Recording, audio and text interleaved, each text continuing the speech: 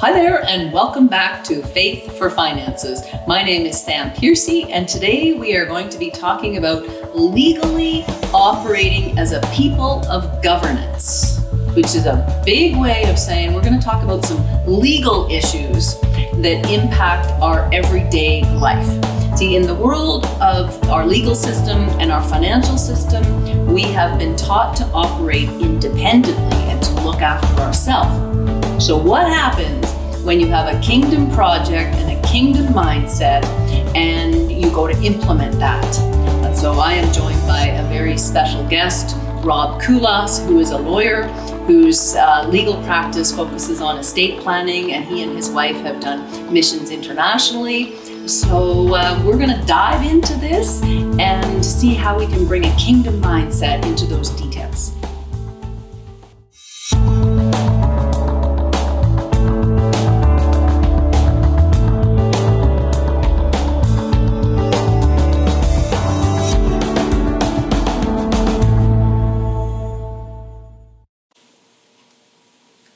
Welcome back.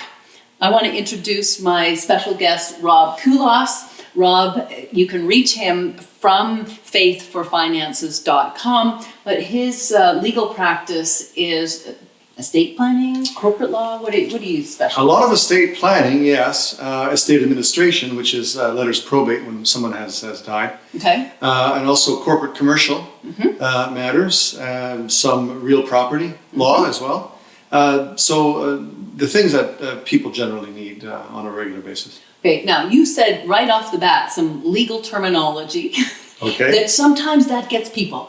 So I get that in finance all the time because it's like, what did she just say? So you said letters probate.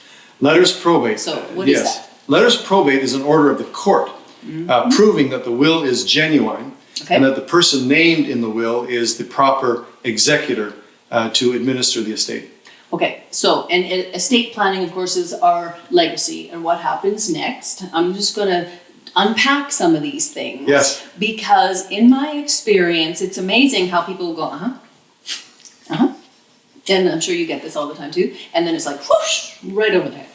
Well, an estate plan can consist of a will and a power of attorney and a representation agreement. Okay. The one that is not negotiable, in my opinion, is the will. Yes. We will all leave this mortal coil one day, and so we must have a will. Yes. It is possible that a person could suffer a lack of capacity, either by injury or illness or something. These days, people are living into their 90s routinely, and their bodies are still going, but very often their minds don't do as well. Yes. And they need help from a trusted family member or a friend. Now, we did not talk about this, but let's talk about what happens if somebody doesn't have a will. We'll start with that one, and then we can also talk about maybe the power of attorney or representation agreement, because these are terms, and if we're going to legally operate as a people of governance, what you and I were talking about is having attended to the details and to understand what they mean. So what happens we're in Canada, but people are going to be listening all around the world. Right. And so in Canada and in most nations, you've traveled internationally, but if you die and if you go on to be with the Lord, and you don't have a piece of paper that says what you want to have happen, what happens? What happens? Well, in British Columbia, there is legislation called the Wills, Estates and Succession Act. Yes. And that determines who will be your heirs, who will inherit your property. Okay. And so a number of problems can arise because, for example, the legislation might dictate that young children inherit, but there's no trustee, and sometimes the public guardian and trustee steps in. Now, they are well-intentioned, but you don't necessarily want your children's inheritance being managed by the public guardian and trustee. Of course not. Also, what can happen is that there can be a number of people who would qualify to be the administrator, kind of like the executor. Yeah. And sometimes they don't agree who should do this job. Yeah. And so you can have needless family disputes over a very simple issue. Sure. So it's starting with the end in mind. And for years and years, when I was still in practice, I always encourage people to think about it as a legacy. Yes. But it's not like you're going to die because people don't want to deal with it. And in fact, I have a very sad story of somebody that I walked with for a very long time. But the very last thing she did consciously before she went on to be with the Lord was sign her will. Right. And nobody wants to deal with it. And yet we all know, and especially as Christians, we know that we're going to be welcomed into the arms of Jesus. That's all good. But we also know that we leave behind our loved ones. Yes. And so dealing with these things matters. Bad things people do. Do you have any interesting stories about people trying to do this thing on their own? Yes. In fact, I do. I had a friend whose mother did her own will. Mm-hmm. Her intention, no doubt, was to leave her estate in equal shares to her two children. Yeah, okay. But in the event that one of her children would die, leaving children of their own, sure, then she would want those children to inherit. So she did up her will, and then she died. But inadvertently, she left all of her grandchildren, not all of her grandchildren, some of her grandchildren, and some of them who were born after the date of the will, they got nothing.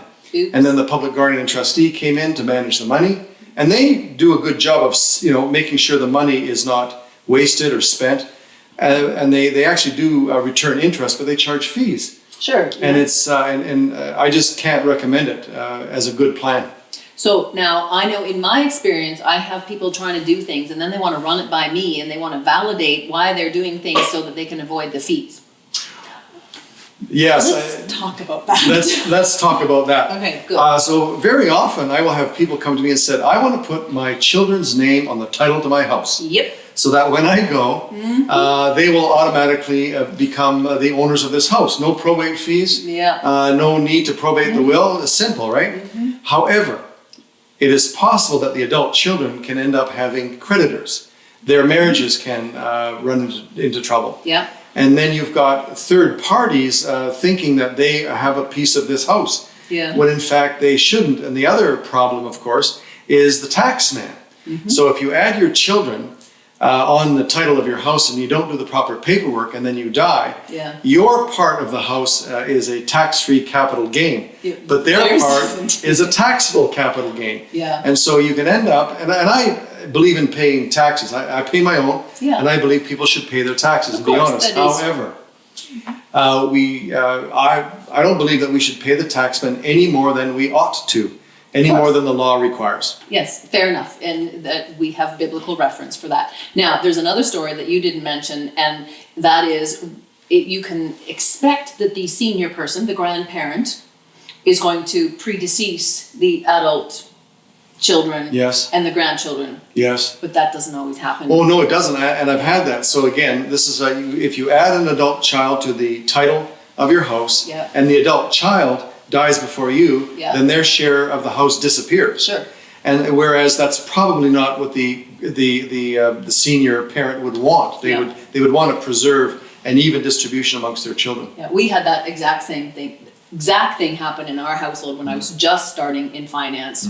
And I knew it was wrong, but I didn't quite know why. And it ended up being kind of funny, but it could have been really, really bad.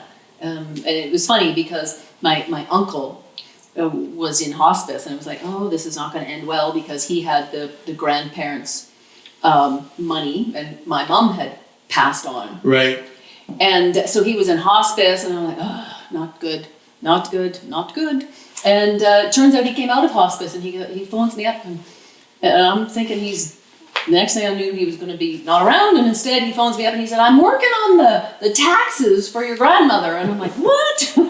So it's a good thing.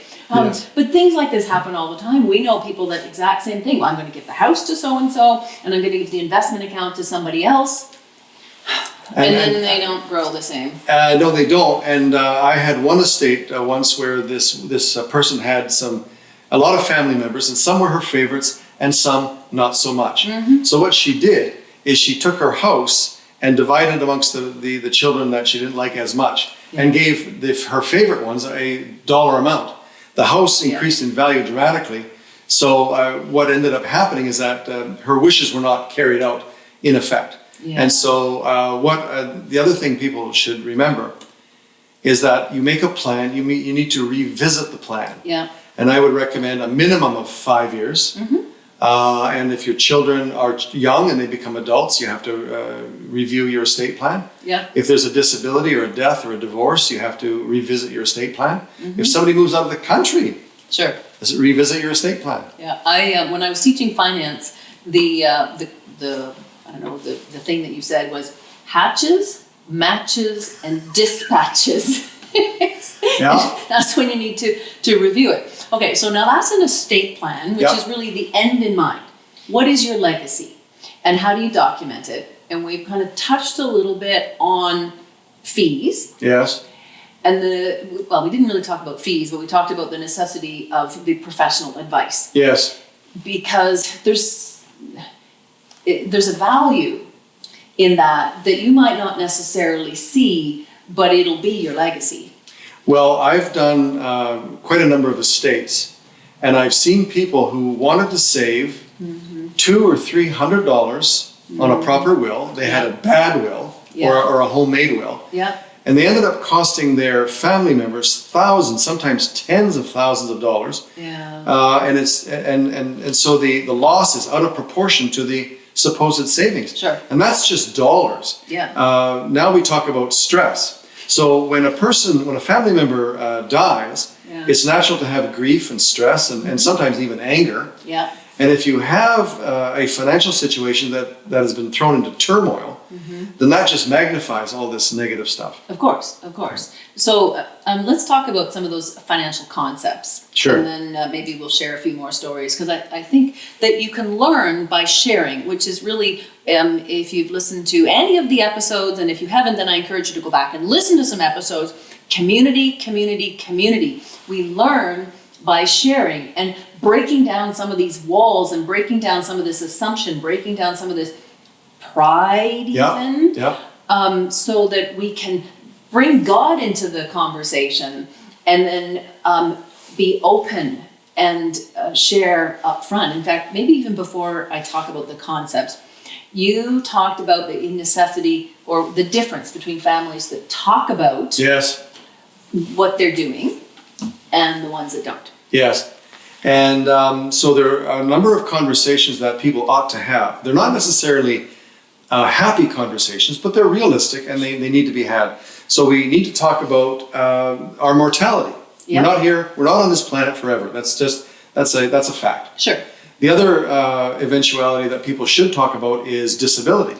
They should say, well, if I'm in the hospital and it looks like I'm not coming out, could you please help me? And then if you could please help that person. So you need to choose who's going to help, because the legislation does provide that people are allowed to help. But what if the doctors are there at the hospital? And I've had this, a bunch of family members come because there's a crisis, and now they're arguing. Oh, great. Yeah. And the doctor can't sort out who they should listen to. Whereas if you have documentation, it's clear.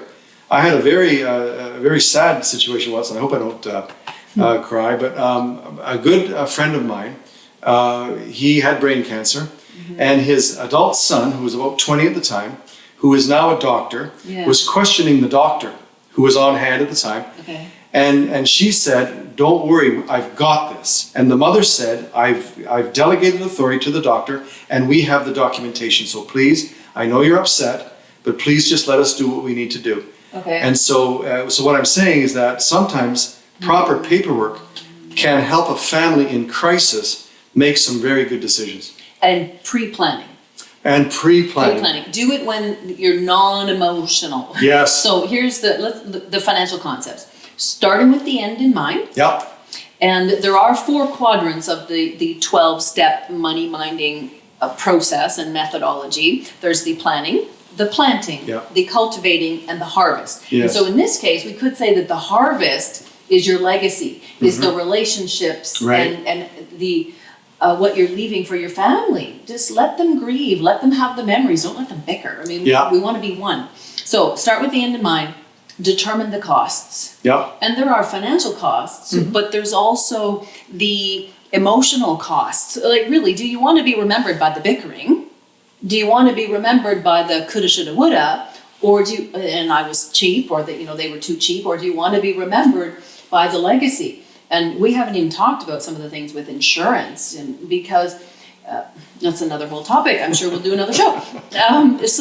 And connect with the people and build your team. Yes. And people that understand your heart, Yeah. but can help you. Because as we said at the beginning of this show, the legal system and our financial system want us to separate, right? We want to be independent.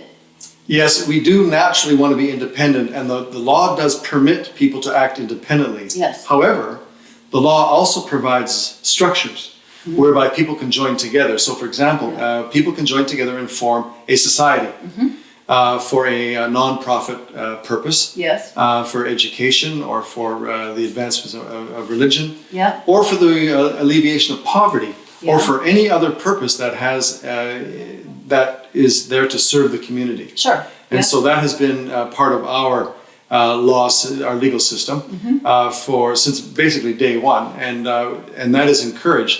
And also in terms of the money, the government realizes that it is proper for people to reach into their own pockets, put money on the table for Yeah. people that need help, Yeah. and so the tax laws are such that this is permitted.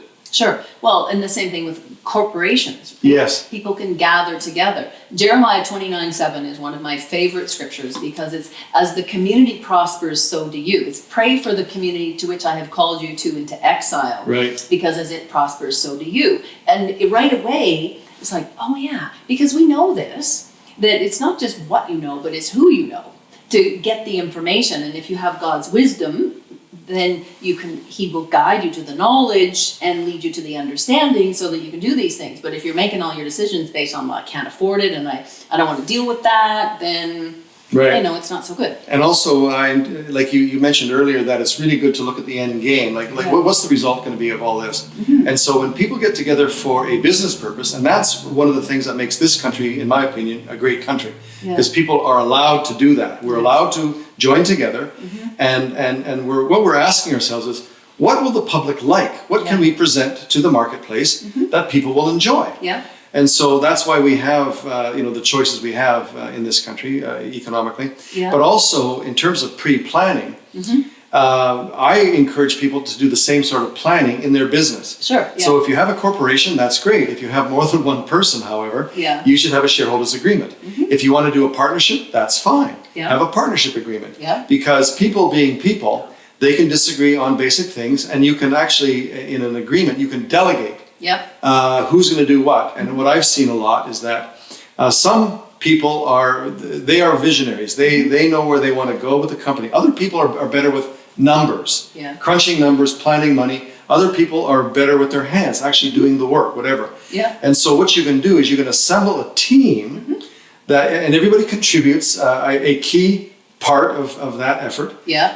But you write it down in paper. Yeah. Or on paper, so people will agree, even before they make their first dollar, Sure. that Yeah. here's where we're going to go, and here's how we're going to work together. Yeah, we've talked about this because somewhere along the line there's got to be paperwork. You start with the end in mind. But what's interesting about that is, so we said start with the end in mind, determine the cost, connect with your people, build your team. The fourth one, which you just talked about, is focus on who's going to benefit. Yeah. So looking at other people, who's involved, and not just protecting yourself, but when you look at who's going to be the recipient or not, Right. how does that impact your decision? What is the impact to the bigger community, to your family, to your legacy, or to the others that are going to be involved? The next one is invest in professional expertise. And we're not saying that because we're No. professionals. It's because we've been there, done that, seen what happens. Exactly. Well, I've seen wreckage created for no good reason. I've seen people draft their own wills, administer their own estates, try to run their own lawsuits, try to write their own. And one of the things that's happened, of course, in the 21st century is Google. Yeah. Dr. Google, lawyer Google. Oh, sure. And Yeah, financial Google, all that stuff. And I've looked at a lot of wills that started with Google. Sure. And but again, talking about relationship. Now that's key to this whole conversation. Of course it is. Yeah. And so I would encourage people not only to obtain advice from professionals, but to try to build an actual relationship. because a professional who really understands your priorities, your family, your friends, your view of the world, that person is more likely to give you legal advice, accounting advice, financial advice that really does work for you. Sure, it's not just transactional. It's not just exactly. And it's not just short term. There's a bigger picture, because every transaction is a piece of a bigger picture. And so Google is a really actually good place to start sometimes. Yes. To frame your questions so that you don't get taken. Right. Oh, and so that you can start to come up with an idea, but you still need it to be papered. You still need to invest in the professional expertise. Unless, of course, you want to do things small or, you know. Well, there's one eventuality that some people face, and I often say go online and do some research. So, for example, a living will, also known as a representation agreement, that is very useful if a person loses his or her capacity. And I say to people, don't take my word for it. Read online. You will see the grief you can avoid if you have one of these things. Sure. Well, then the other thing that we have to caution people about, though, is a wealth of opinions. Like in a multitude of counsel, there is great wisdom. Yes. But a multitude of counsel is not a multitude of opinions. True. Right? Then you can get completely befuddled and mixed up. That's right. And so I have been sharing on the show and in MoneyMinding programs to pay attention to where there's anxiety. So if there's anxiety, it's an opportunity to ask a question. It's an opportunity to get answers. And if you're making decisions based on anxiety, there's one thing to know, feel the fear and do it anyways, I suppose. But it's another thing to be fear-based in your decision making. Yes. And so why would somebody be afraid of putting something to paper? Those are interesting things. Yeah, no, it is. And I meet a lot of people who have just lost a loved one. So I do a lot of estates. And some people have fear. And in fact, so for example, suppose you were an elderly person and you've just lost your partner, and your partner has always taken care of the finances, or has always done the cooking or whatever. Yeah. And all of a sudden you're alone in a house that you've lived in for decades with that person. And you're afraid of everything. You're afraid of, can I meet somebody if you want to meet somebody? Yeah. Can I cook? Can I clean? Can I manage the money? Can I live by myself? Yeah. And so, and people are often very, very afraid, and they need good counsel at that point. Sure, and stuff like that can be pre-planned and pre-set up too, because we know that it's going to happen. I mean, Joe and I moved to some little town in some big old church that needed a lot of work, and both of us, it was like, okay, well, what happens if, are we both going to stay here? Yeah. And I said, you better show me where the water shutoff is, stuff like that. Right. Because that's his department.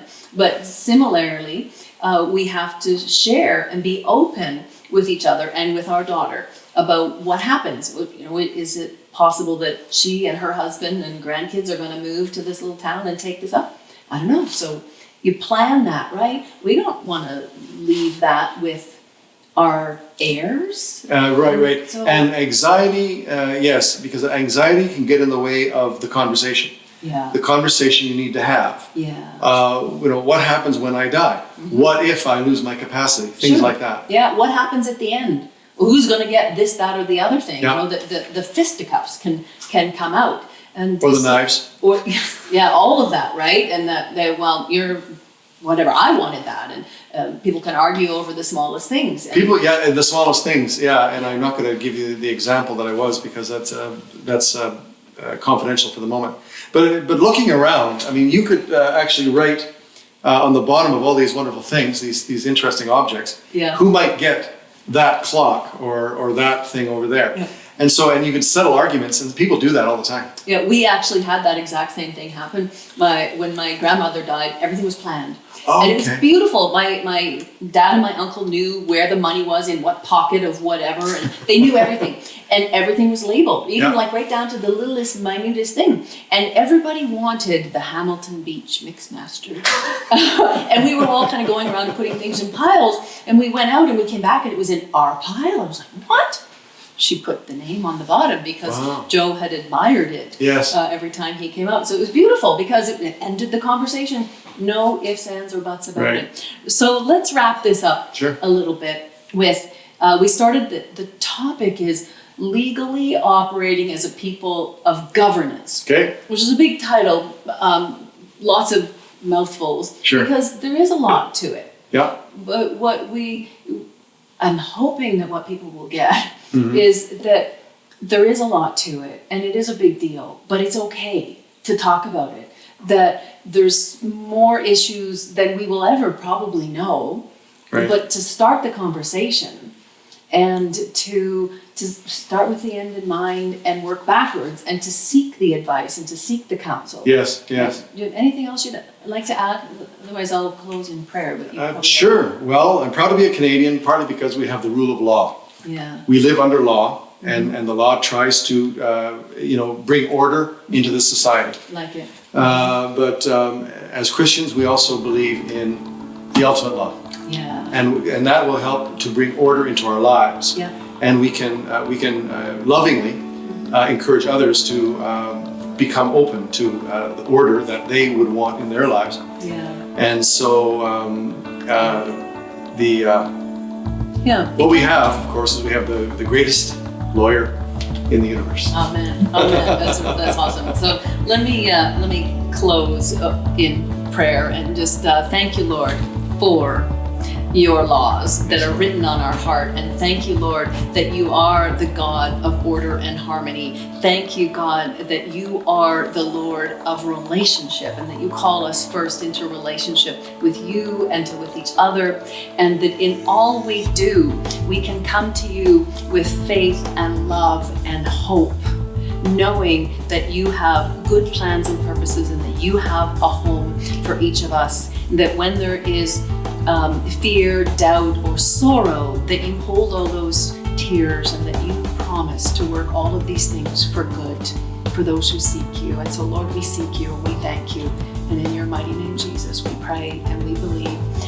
And thank you ever so much for sharing. You're welcome. So You're very welcome. For you. Absolutely. And your wife, we can carry on. I'm sure we will. Okay. And so God bless you all. And Thank you. Thank you.